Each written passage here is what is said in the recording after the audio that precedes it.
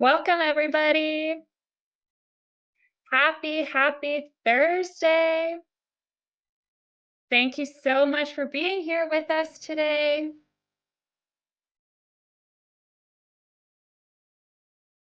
As you get settled, go ahead and let us know in that chat there where you are joining us from today.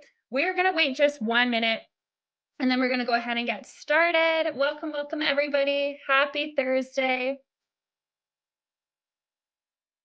Thank you so much for being here with us today. We are going to be learning more about using mindfulness to support challenging behaviors in the classroom. I am so excited.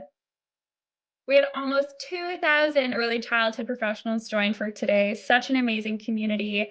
I love being here with all of you every Thursday. Go ahead and let us know in the chat where you are joining us from today. I love seeing all of the familiar names in the chat. Again, my name's Maddie. If you've never met me before, I'm coming to you from Toronto. We just had a huge snowstorm yesterday, so finally tons of snow here. I don't know if anyone else is in Toronto and is also enjoying the snow and finally some sun. Oh my gosh, I can't keep up with the chat right now. Welcome, everybody. One more minute and we're going to dive right in.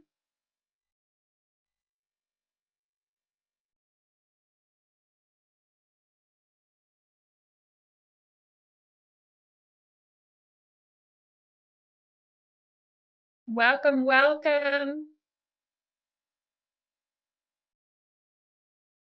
30 more seconds. I just want to let everybody who registered get settled, and we're going to go ahead and get started. Welcome, Cindy, Ashley, Maria. Thank you so much for being here. Stacy, first day without losing power. Wow, so the storm hit you pretty hard. Welcome, Chrissy. Thank you for being here. Okay, I'm going to go ahead and really abruptly cut off our Taylor Swift there so we can go ahead and get started. But again, welcome everybody. If you've never met me before, my name's Maddie. I will be your host of today's webinar, where we will be talking about using mindfulness to support challenging behaviors in the classroom. Quick reminder before we get started of our giveaway. So for every single one of you on here, you have automatically been entered for a chance to win our $50 gift card giveaway. So keep an eye out for our show notes email, where we will be announcing the winner of the $50 gift card. If you are the winner, I promise we will also reach out to you, so you don't have to worry about getting in contact with us. But another thing I want to point out is that this show notes email can hide in your spam, your junk, promotions, socials. There are so many folders to look out for now. So just make sure to check those folders as well. And a quick disclaimer before we get started, the content that we are sharing with you today is not personalized, legal, or financial advice. So the goal today is we're coming together as a community of early learning professionals, and we're sharing some great tips, tricks, strategies, and just a great space to come together. But if you are looking at making any big changes at your center, we do just want to make sure that you are consulting the right people, such as a legal or a financial advisor. And we are now going to give a listen to our land acknowledgement before we get started. Hi Mama acknowledges that our main headquarters is situated in Toronto, Ontario, on the traditional territory of many nations, including the Mississaugas of the Credit, the Anishinaabe, the Chippewa, and the Haudenosaunee and the Wendat peoples, and is now home to many diverse First Nations, Inuit, and Métis peoples. Toronto itself is a word that originates from the Mohawk word takaranto, meaning the place in the water where the trees are standing. As participants and guests in today's webinar, we are coming together from many different places around the world. We encourage you to learn about and acknowledge the land from which you participate. And we're now going to give a listen to our diversity and inclusion statement. Hi Mama is committed to fostering an inclusive and welcoming environment for our employees, customers, and community. Hi Mama welcomes and celebrates individuals of all backgrounds, orientations, and identities. Our Diversity, Inclusion, and Belonging Committee aims to ensure we provide a safe environment for everyone to thrive while bringing their authentic selves to work. Our mission is to promote an inclusive workspace for all employees through education, discussion, and celebration of our differences. Embracing these differences while coming together with a common purpose is what makes our team extra special. And a few housekeeping pieces before we dive in. One, and I saw this question in the chat. Yes, we are recording today's webinar, and you will all be receiving a copy of the recording in our show notes email that, again, we are sending out by early next week. We are also recording with the closed captions enabled, so those will be in the recording for you. If you do need to utilize those today for the live presentation, just make sure you hit that CC tab on your side of the Zoom as well if you cannot see the closed captions. Certificate. Every single one of you on here, you will all be receiving a certificate of participation for taking the time to be here with us on this Thursday afternoon. Again, those certificates will be going out by early next week, so no need to worry if you don't see it today or even tomorrow. I promise we are working hard on getting them out to you by early next week. And lastly, if you have any issues at all with your Zoom, any issues with the sound, with the video, we just want to make sure that you're contacting the people who can help you with Zoom, and that would be the support team over at Zoom. You can contact them at support.zoom.us. And really quickly, a little bit about Hi Mama Academy. If you've never heard, or if you're interested in learning more about using mindfulness to support challenging behaviors in the classroom, we actually have a brand new course as well on Hi Mama Academy that is called Applying Conscious and Positive Discipline in the Classroom. In this course, you will learn how to regulate behaviors in the classroom using positive strategies so you can continue your learning on this topic. And if you haven't heard of Hi Mama Academy at all, it's an online platform that is designed to give early childhood educators on-demand access to professional development training. We have more than 60 hours of ISET accredited certified courses on everything from STEM learning to microaggressions in early childhood education. If you struggle to find time for professional development for your educators, this is one of the most flexible options you can provide to them because it can be done on their own time from anywhere. They can stop, start, pause, and do it at their own pace and focus on the courses that they really need to level up their education in the classroom. If you want to learn more about Hi Mama Academy, we will be posting a link in the chat and you can access a 7-day free trial. So just pop in, check it out, see if the courses are of interest to you or any of your educators at your center. And finally, so your host, if you've never met me before, you just popped in, my name's Maddie. I am a customer advocacy specialist here at Hi Mama. I'm also the host of our Hi Mama Helps webinars, and I'm actually also one of the registered early childhood educators that we have here on our team. I have my lovely co-host Elena here with me today. Elena, welcome. How's everything going with you today? Hello, everything's going well with me, and I'm very Good. excited to be a part of this webinar. Amazing. We're so excited to have you here, Elena. Elena will be in the chat if you have any questions at all. And if you have questions throughout for our special guest today, please do be sure to use that Q&A button. As you saw, the chat moves fast. So if you post your questions in the chat, it's harder for us to grab them. If you post it in the Q&A, we will 100% see it. So definitely utilize that today if you have any questions. Okay, and finally, our special guests today, Christina, Deak, and Andrea Benson from Mindful Parenting. Andrea, Christina, welcome. Please feel free to turn your camera on, your mic on. Welcome. We're so excited to have you here. Hi, we're so excited to be here too. Thank you for inviting us. Our pleasure. I know I've taken up more time than I said I would, so I'm going to go ahead and stop sharing my screen. And Christina and Andrea, the stage is all yours for your presentation. Awesome, thank you. Awesome. We're going to pull up our screen so we can pull up the presentation now. It was amazing to see where everybody's coming in from today. Yeah, so many places. Awesome. All right, so we will just introduce ourselves first. So I'm Christina Deak. I am a mom of a little 5-year-old guy, and I have a master's in teaching, and I taught in the classroom for over 10 years. I taught in preschool classroom and a lot of kindergarten teaching, which is my favorite. That age group is definitely something I love being a part of. My name's Andrea Benson. I started in special education, actually working as a para for the school district. We're in the Seattle area.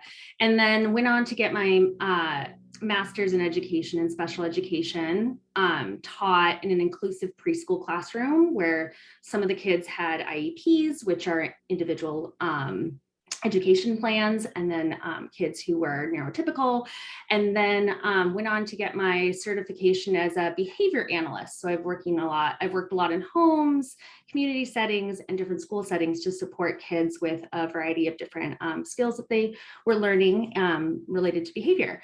And I also am a mom of 5-year-old girl twins. Yeah. All right. So we will get started. We just want to thank everyone for tuning in today and talking about mindfulness with us to support challenging behaviors in the classroom using connection and curiosity. So first, we're going to share a slide with you. And Andrea is going to go over a minute of mindfulness activities. This is kind of a little culmination of a couple different resources that we have on our Instagram that we thought would be a good opener for our session today. We did have a video, unfortunately, technology-wise, it wasn't working. So we can maybe show that to you at the end and or find a way to get you guys connected with it. But we wanted to just talk about a couple different activities that we found are great ways to incorporate mindfulness practices for your little ones. This can be done in the classroom, this can be done at home. What we really like to emphasize in all of these is really practicing them during times of calm, when they're really able to access their breath and really practice it more so that the skill can grow with them, because it takes time to be able to, when you're feeling dysregulated, be able to access that breath consistently. I feel like I'm working on that as an adult. So if we can just create more of this practice for them, it can just be helpful. So these are a couple different activities. This one in the middle here is a fun one. That would have been the video that we were going to show you of where you can take a little straw and little pom-poms. You can even not have the straw, but you're just practicing breathing to get it across the little pom-pom across the finish line. It's fun because it's kind of like a little game, but it's really beginning to show children the power of their breath. I just make something that feels kind of intangible feel more tangible. Over here on the right-hand side, you can see it's an activity that we've actually used in classrooms as well, working one-on-one with certain kids, or, in a whole group can benefit from doing this activity. And then the one over on the left-hand side, little visual of the woman who's smelling her flower and blowing out the birthday candle. It's one of our favorite activities to do. We've done this in our own classrooms. We've been able to do this with our children. You can really utilize this little strategy at any point. I would like to use it in line when we were lining up for any activity. If we're moving out to recess or something, or coming in from recess, just us all practicing, smell your flower, blow out your birthday candle. So we just thought this would be a good way to kind of start, and we'll start talking a little bit about mindfulness and our lens on it and how it applies to our presentation today. Yeah, and just to add to that, when we help the children we're working with or teaching practice that, we can practice it ourselves and find our calm in what we all know as teachers and educators or people that work in early childhood. It's can be stressful, and it can just help us all be part of that practice. All right, so now we're going to talk about what is mindfulness. So mindfulness is the quality or state of being conscious or aware of something. It's really focusing on your own awareness and being in the present moment, finding your calm, and accepting your own feelings. So how do we incorporate that into our classroom? How do we incorporate that when we're teaching and working with little ones? It starts with us being able to access our feelings, modeling that by talking about feelings, creating a classroom that is feelings friendly, teaching about those feelings and talking about our own. And so this really starts with connecting with our students. That starts with building relationships. And then from there, you move on to getting curious about what the behaviors are that you're seeing and why they're happening. So that kind of leads us into what we're really hoping to aim for today in terms of takeaways for you guys. So we really want to focus on building connection with our students before correcting. This can help diffuse and lessen challenging behaviors. And again, all this is so much easier said than done, which is why we're really emphasizing that mindfulness piece as a practice in our own actions as educators in the classroom or parents with our children. Problem solving that can be modeled with young children while still holding boundaries. Just because a child is feeling a certain way doesn't always mean that we can act certain ways. So how we can best validate those feelings and at the same time still uphold boundaries and set limits. We're going to go through a sequence of different steps that you can use behaviorally for yourself to interact with your students to help promote like a mindful way of approaching behaviors that can help increase just positive changes across the classroom environment. And then understanding why getting curious can help create lasting behavior change. All right, so, Oh yeah, okay. yes, and so today we're pulling this information from a variety of resources. Some of it is coming from principles of applied behavior analysis and the behavioral science that we have that's been a part of our field and what we've learned. Kind of to elaborate on that a little bit more, with applied behavior analysis, we're really looking at the why challenging behaviors.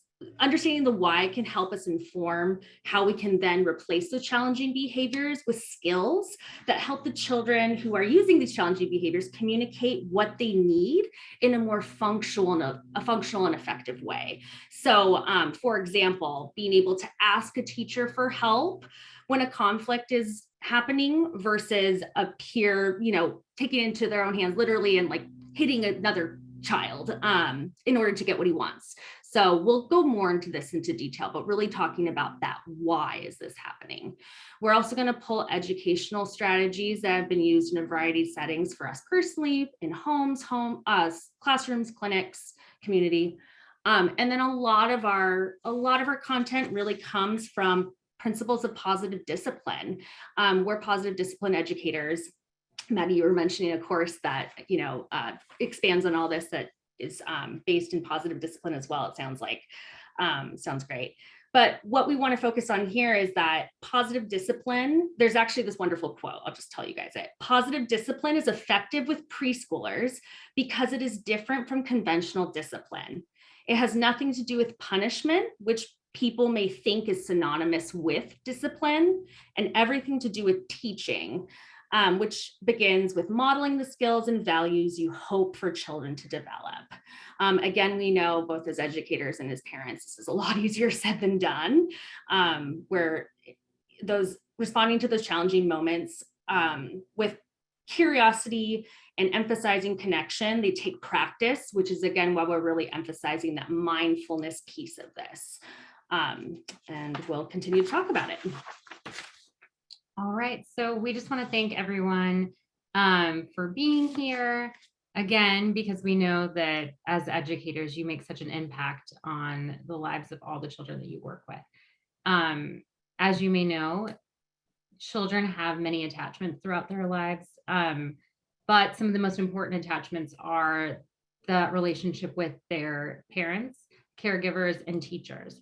And when those relationships are positive, research shows that impacts them throughout their whole school career. And so really it starts with those early childhood educators to really create those relationships and positive associations so that they can keep feeling that as they continue on through school. This next slide really kind of just elaborates on what Christina was saying, is why are we wanting to approach challenging behavior with that connection and curiosity? Adults, when we remain calm and present, we can help children navigate their own emotions in those moments. Our shared calm helps create that security and connection for them. We also know that connection can also then create cooperation. When children feel that strong, emotional, secure bond with the people who care for them, they're far more likely to cooperate and be able to follow the group plans. We believe that all behaviors, even the challenging ones, can serve a purpose or a function. So even that misbehavior that we're seeing, ultimately has a purpose that we can try to understand.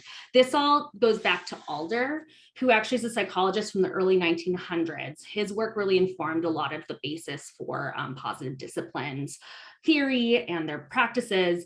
And he actually stated, human behavior is purposive. That is, human behavior is directed by goals to belong and feel significant, and that even misbehavior has a purpose that we can understand. And just to clarify here, just because we might learn while someone is behaving the way that they are, again, does not necessarily permit the challenging behavior happening. We'll continue to talk more about what it looks like to hold boundaries and teach these expectations, while at the same time being able to understand why a kid is behaving the way that they are.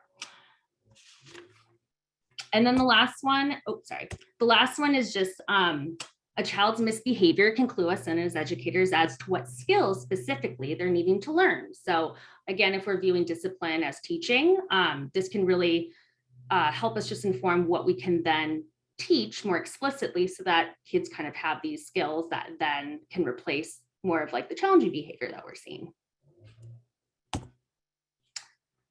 We're going to kind of also segue into talking about how important it is to build that intentional relationship with children. This is going to come off as very like, of course.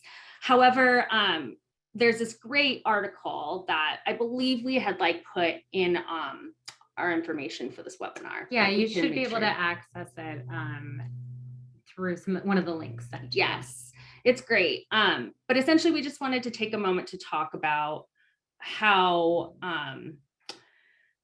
connection increases cooperation. And then if that's the case, we can strategically build these relationships with children in order to prevent challenging behaviors more so in the classroom. So here's an analogy from the article that we were mentioning. It's all from researchers in the early childhood education field, and they're emphasizing the importance of building positive relationships with children. And so if we just imagine that we all have an emotional piggy bank, this is a very visual way of understanding how emotional piggy banks work when we're building relationships, especially with young children. So if every coin that we put into a young child's piggy bank equals a positive interaction for that child, it can fill them up, make them feel secure. It adds to their like feeling of belonging and their feeling of significance, which we're all hardwired for, hence what Alder had found in his research. These interactions might look like just providing like, that simple like rub on the back, little hug, noticing intently like what character's on their shirt, and maybe it's one of their favorite characters. And just in turn, also in turn, like when it's hard because we want to put these deposits into their piggy bank and fill kind of their piggy bank, because naturally being children, they also rely on us to follow all different types of directions throughout the day. And that's just the nature of being a child. And that's just the nature of being a child learning, especially from us. However, all these different directions and questions and transitions throughout the day can just take a toll on a learning brain. So if we can, especially for children who might need even more like kind of more of that connection, if we can strategically be putting these little deposits into their bank accounts, essentially, we can just really help set them up a little bit more for that success and being able to have a long day of learning and being able to follow more of what the whole group is doing. So yeah, they need guidance and directions from caring adults in their lives. And when we're building strong relationships with them, we can mindfully and intentionally be building, using these strategies to build those relationships with them. So next we'll kind of talk a little bit more about the importance of the adult-child relationship and building that intentionally in the classroom. Yeah, so just thinking back to Alder, remember he's a psychologist that helped, that he did a lot of research on attachment, and he really emphasized that building a relationship and the importance of it, and how that every person wants to be a part of community, have relationships, and then they are able to learn, and it really helps with all behavior. So I'm gonna take a minute to tell you a story about my personal experience when I was teaching in the classroom. So I was probably in my 8th year or so. I was teaching in a pre-K classroom. And I will say at that time, I really learned that one of my biggest strengths was building relationships with students. I will say at that time, I probably didn't realize how much that impacted everything I was doing each day, how it was impacting their learning. But I knew it was something that was a strength of mine. But there was one little guy in particular that I could tell I wasn't connecting with. We weren't making that strong connection. And there were definitely some challenging behaviors popping up, to the point where when it would be time for transitions, I felt myself kind of getting a little anxious, like, oh, we're heading to this transition. I know this might be tricky. So it wasn't feeling great. During that time, which kind of happened by accident, he started showing up kind of early with his mom, waiting in the car. And so they would see me as I was walking into the classroom, and they would say hello. I would say good morning. And his mom started saying, oh, hey, brought his favorite doll today. He wanted to show you. And so I'd stop over and take a peek, and we'd chat for a couple minutes, and then I'd go in and I would see him later. Also during that time, he was a super strong reader. So I was starting to pull him and maybe some other kids for a small group, or just doing some one-on-one work where he was able to highlight his really, strong reading skill. And I started to notice that our relationship was getting stronger. That was just the beginning of me thinking about, okay, how can I approach these challenging behaviors that are affecting him and me each day? And it was starting definitely with that connection. I know if I were to do that again, I could have been a lot more mindful, intentional about building that relationship with him by taking simply 5 minutes each morning and starting to really rebuild that connection so that we could start addressing some of those difficult behaviors. So just a reminder of, we're all working on it. And when you see those behaviors popping up, this is what we always recommend starting at. And so we're going to move on to 4 steps that can really help create some positive behavior changes in the classroom. So we have step 1, getting curious. Why is this behavior happening? That's something that we just really want to start with. Then step 2, sharing our calm. And we're going to go over some examples of what that could look like and how we can practice that. And we know it's tough, but it's something that with practice and with being mindful ahead of time and reflective, it can be something that is a little more easier each time. Step 3, connection before correction. And this is so important that, depending on whatever the behavior is, how can we do a quick connection with the child before jumping in and trying to stop the behavior immediately? And then step 4, teaching the new skill. This is so important. Focusing later on how we can teach the skill that they need help with, and just different ways that we can incorporate that either daily or trying to address a specific behavior. Yes. So going into the strategies, step 1, this really kind of emphasizes that mindfulness piece. So getting curious, why is this behavior happening? Action wise, this might look like taking that mindful pause and really practicing noticing noticing the behaviors and trying to gather information from those behaviors. Obviously, if it's an intense behavior or something, you're going to have to, go in there and do what you need to do in terms of stopping that. But when it is just little interactions between children that can, be scuffles and whatnot, we really can learn a lot just by taking that pause and noticing. And so, sorry, I'm just trying to make sure this thing, okay. But working with children, taking that pause, it can again look like slowing down, observing the situation for a minute, using perspective and empathy, okay, I can see that he's upset because someone took the thing that he wanted. That would be upsetting. And then from there, being able to ask kind of more open-ended questions. We really like to kind of talk to young kids when they're having these situations and use things like, hey, I just noticed that this happened. What's going on? So we're not coming in with like, this is what's happening, this is how we're going to correct it. But first, just kind of gathering that information.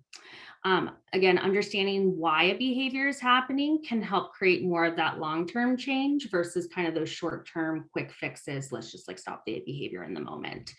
A little example of this is a classroom that I was working in a while back. It was a little boy in kindergarten.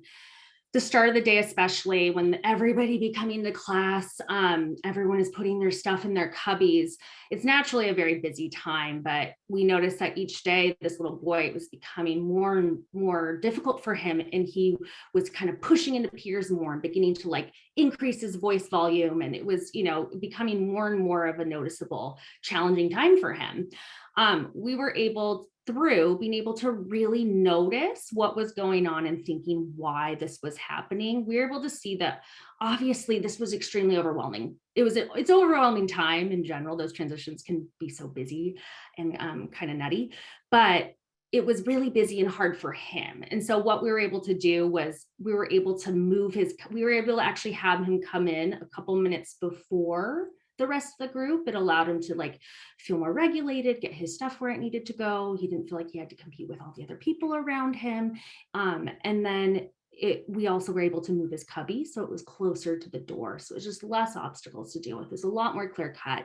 And then we also, as a group, the teacher was amazing. And then being able to talk to the whole group during circle about what does it look like when we come in and we need to put our stuff away. They could model at circle, and then they could go back and actually practice it when they were going to like go out to recess or something. Like, how do we navigate personal space?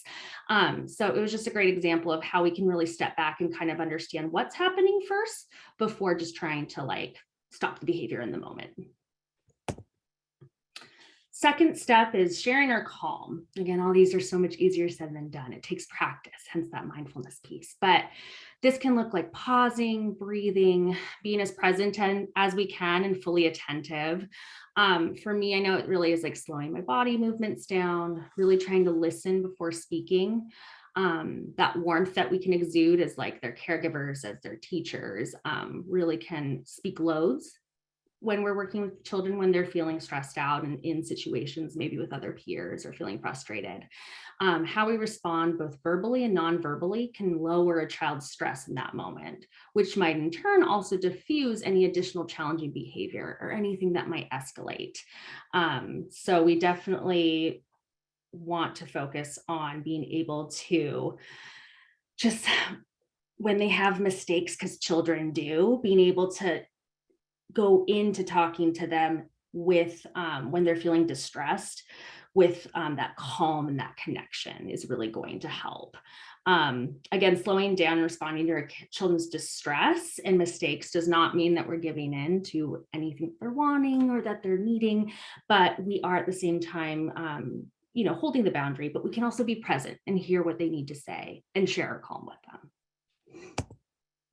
So connection before correction, after you've maybe been able to take a pause, think about, what's going on here, take a breath, that's when we can go in and think about how we're going to then hold that boundary, then correct the behavior. But quickly, how do you connect first? That could be just by putting a hand on a shoulder. That could be going down on the child's level so that you're both at the same eye level. All of those just little things help them feel like they don't have to be quite on the defense. I feel like early childhood educators are so good at that already, but just being mindful about how our reactions are and thinking about it can help us continue to be consistent and making those changes. So some of the language that we just love, some of the language that you guys probably already use, or just a reminder of some other ways that we can address this. If you have a little one who is playing with the blocks and you notice that, someone's snatching a block from the other one, great languages that you can use is, I see that you want a turn with the round blocks and Sarah's using them. Would you like to use the rectangle blocks or the square ones? You can decide. that's just a great way to keep it neutral, but you're still holding a boundary up. Also in that situation, if, one child's just grabbing it out of the other child's hands, asking after you're able to get down on their level and connect with them, maybe just pausing and listening if they're saying they're upset or just talking about what just happened, then you can move on when you feel like they're ready to what happened. How could you ask for that differently? And then you can problem solve.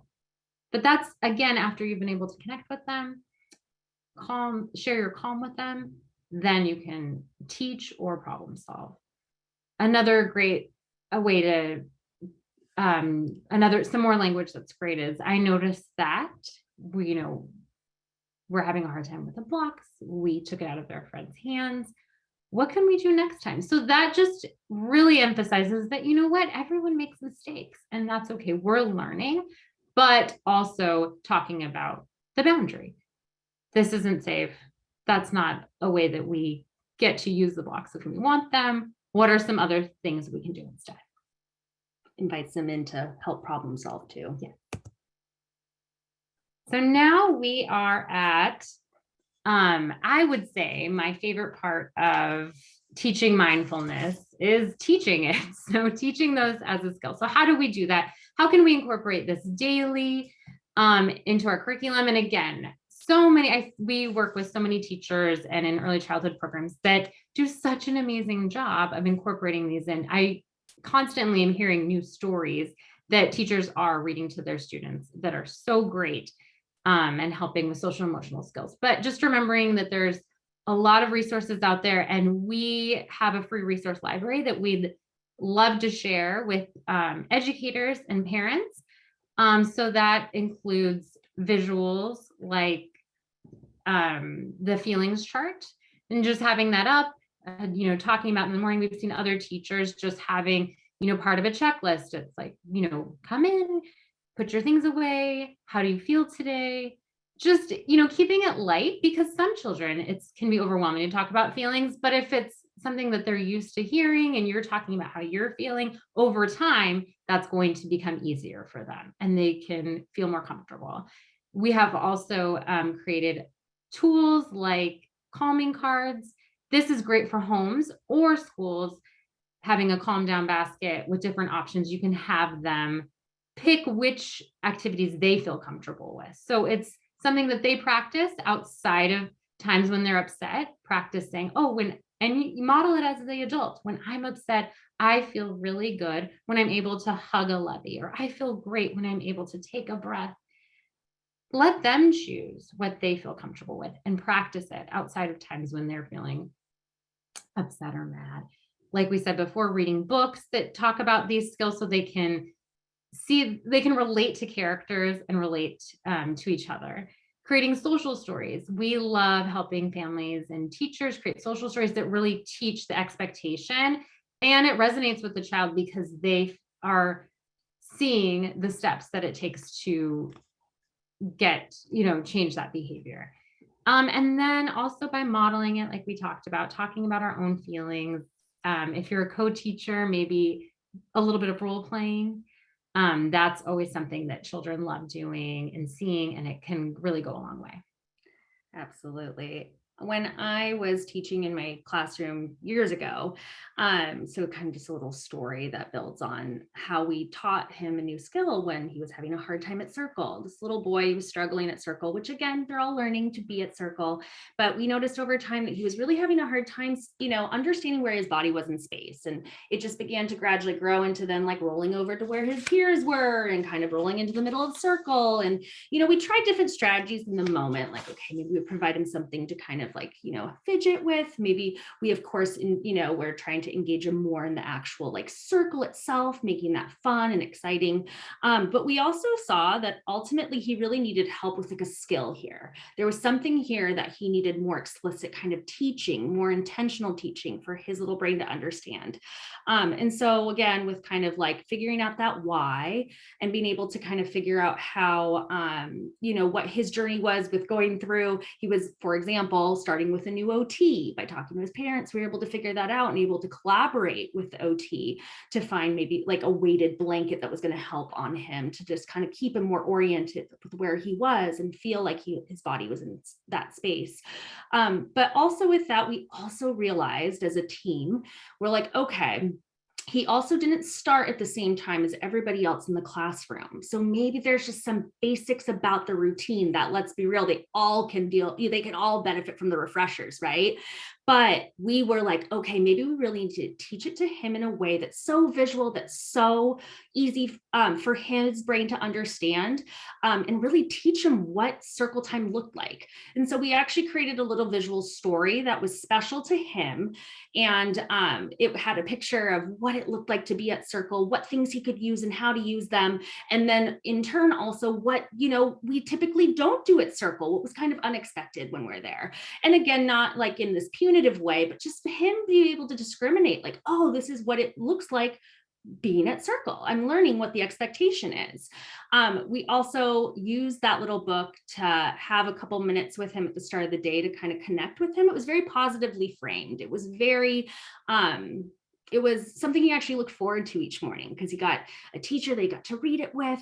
And it took just like a minute just to go over it. But he felt like he kind of had someone in his corner who was really, obviously, we're always there for our children that we're teaching. But in this situation, when he was learning and maybe still making little mistakes or having a hard time at circle, he knew that we were there really like helping him to build up that skill. And so being able to really examine, what was happening, being able to approach it in a way that was going to both teach him the skill and like in a way that he felt regulated and supported. It was a helpful tool to use. Yes. So we love using tools, visuals, and just looking at it as something that, like, comparing it to learning how to read, learning how to ride a bike. Behavioral challenges are just a skill that they need more work on. And how can we teach these new skills through practice, through modeling, and also helping encourage them and having success in it slowly and little by little so that they can, over time, change their behavior through that learning.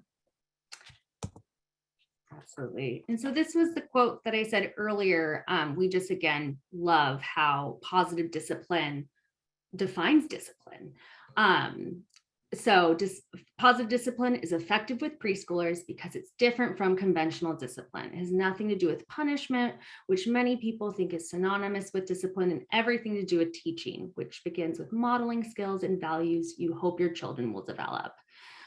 We just thought that this was such a all-encompassing kind of view of how the information we wanted to compile today to talk about how we can teach kids new skills that will hopefully help decrease those challenging behaviors. Yeah, so think about taking a moment and how can you connect with different children on a daily basis, whether that's, connecting with them in the morning for 5 minutes, pulling them for a story, and just being mindful of what that looks like. Also, how can you connect with children in the moment when a challenging behavior arises?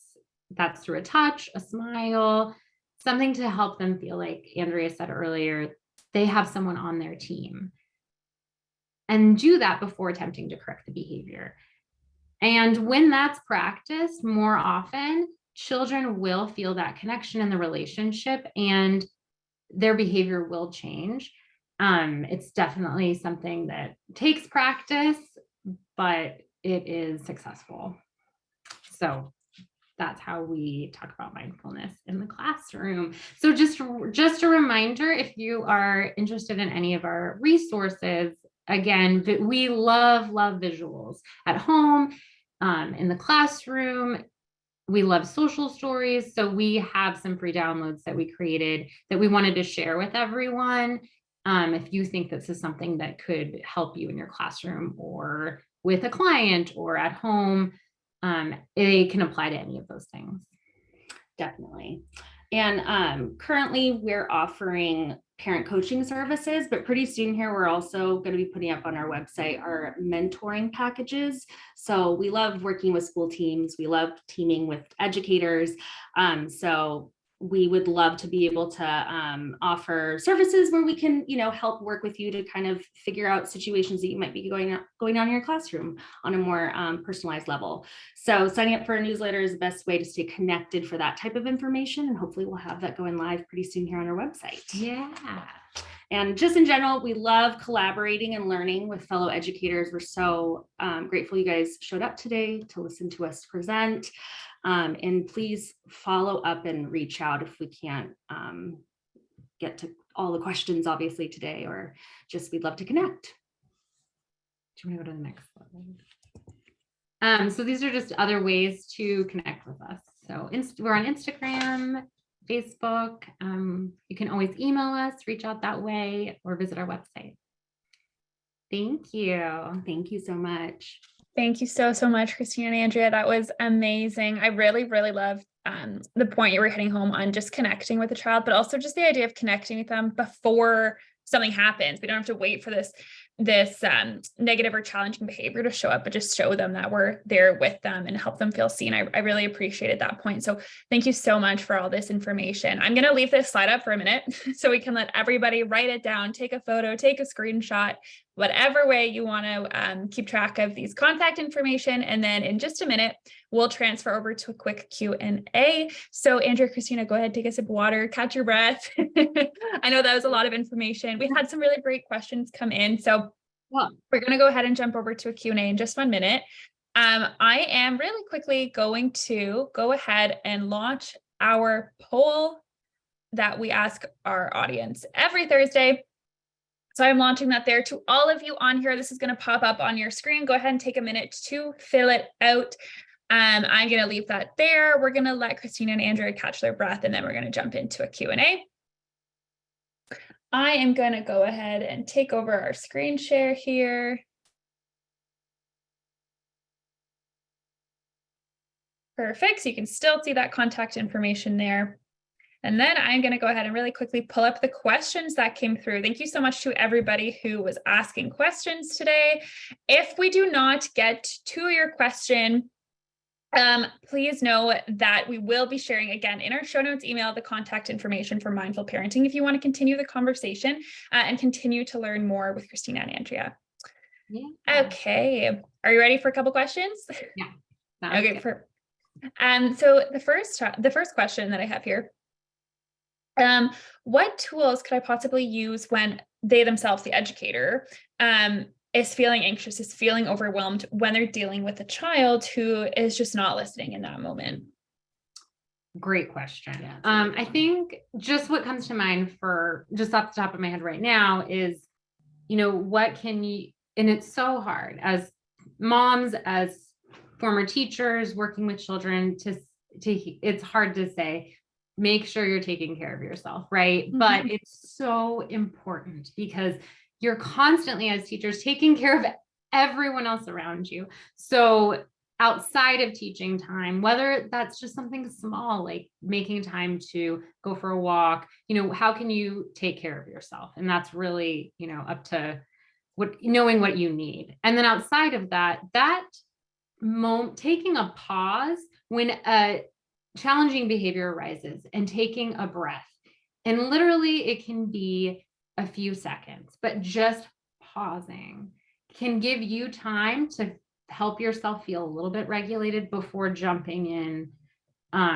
Of course, if it's an unsafe behavior, we have to move swiftly, but just trying to take that pause can really help. Yeah. I would say also in my class, and again, it totally depends, how well staffed you are and whatnot. But when I was working in a classroom with, me and my staff, we would kind of talk and be like, okay, if today so-and-so is, having a really tough day, then maybe we need to swap out. And so just also at the start of the day, knowing that you have each other's back as a school team and as a classroom team can really just alleviate a little bit of the anxiety when things do get kind of trickier in those moments, because you can ask for that swap out, or you just know that everybody's kind of on the same page about. I love that. Responding to. Yeah. Having a a little bit of a plan can help. Yeah, absolutely. I think that's really great point. Also a reminder that, you don't have to be a superhero in the classroom every day, that it's the right choice a lot of the time to say, I can't handle this. I think it's a very brave decision to say, hey, I'm not feeling like I have the capacity. So that's a great reminder. Yeah. So a couple other questions here. There's so many. So thank you to everyone who asked these questions. As an educator, how do you help a child who's having a hard time when you have a room full of other children? How do we give them that attention that they need? Great question. So if we're talking about building that connection, this can be as small as 5 minutes, literally. How can you be mindful or intentional carving out some of that time? And again, that takes, we've experienced teaching without a team, and it just, it can be challenging for sure. But depending on what you're working with, how can you carve out that time the best you can? And honestly, when the child feels that genuine effort, they're going to feel that love from you, even if it's a few minutes of just saying hello, keeping it consistent, checking in with them, even if that's before the transition, just getting creative with some of the strategies that you can use. Does that make sense? Yeah, absolutely. Even if you just take a few seconds to let them know that you see them. I guess the main point I'm taking away from your response there is just letting the child know that even if as an educator you're really busy, because when are you not, that you still recognize them as their individual little self who's having a hard time. Awesome. Okay, I'm going to pick one last question here because it's an interesting one. So this one educator on here, they are mentioning that they have a group of boys in their class who kind of feed off the behaviors together. So, if you're trying to help address one, they're kind of picking up off each other, and it sounds like it's just snowballing. So, what would you say to this educator who's trying to get that one-on-one time with one of those children, but then they're all kind of jumping in on it together? So my first thought is going back to that plan, thinking about ahead of time how you're going to do that one-on-one time. And in the moment, if it's snowballing, maybe deciding this isn't the right time to do this, maybe we need to come back to it. But just thinking about how you can also talk to them and just talk about what's going on, teaching that skill. So saying, hey, I notice when I'm trying to, I'm trying to talk to Sam about this, I notice all of you are doing this. What's going on? What's up? And just including that them in that conversation. And again, it's not coming down on them and saying, so they're not feeling like they have to be defensive, but just getting curious and including them in that conversation. Right. Absolutely. So that step one, getting curious before we start we want to focus on the behavior, not the child as the problem that's happening. Right. Absolutely. Amazing. Thank you so much to both of you. I did see one other question come in here, and it's just, could you share more concrete mindfulness activities that could be used in the classroom? The first thing I'll say to our audience member there is I know that Christina and Andrea had those videos to show in terms of the breathing activities. So keep an eye out for our show notes email. We will have the slide deck with those videos being sent out. And of course, you can follow them on their Instagram page where that video is.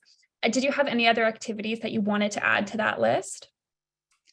I think this is not, answering that very directly, but we could think of definitely some, we have used some, definitely for sure, and we can add in there. But I think our main emphasis is always intentionally practicing those at times of calm, at times when, really making it not so much in the moment when you're actually needing to access it, but practicing those activities at different times throughout the day that are not necessarily right when they're needing it, but helps them practice for as they're growing that skill to access it over time.